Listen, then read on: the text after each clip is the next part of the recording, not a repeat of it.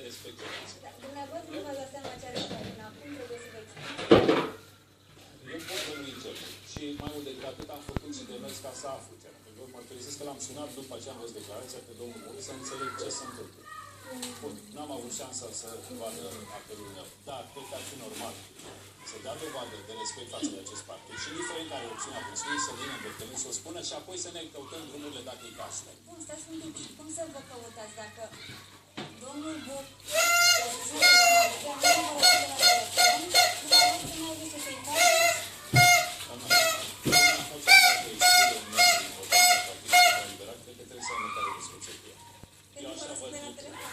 nu răspunde mie, dar nu e scot partidul.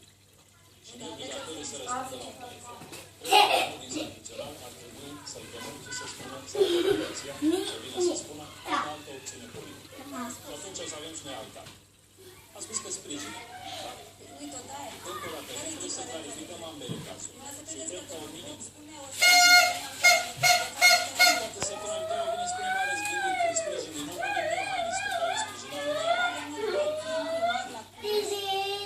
trebuie să faceți mie un proces față de ce faceți domnul Bog. Nu e normal ce faceți domnul Bog.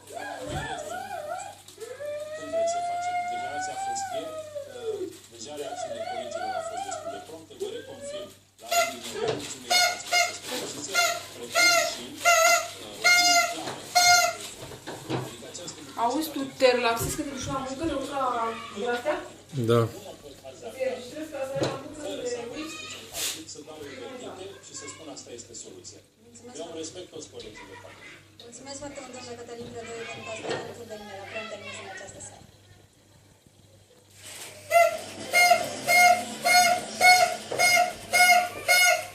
Și vorbim despre campania Azi Bate Challenge și nu pe România de realitate. Asta ar fi. Colegul meu, Claudiu Popa, a provocat 3 personalități, iar unul dintre cei criminalizați s-a alăturat deja campaniei noastre.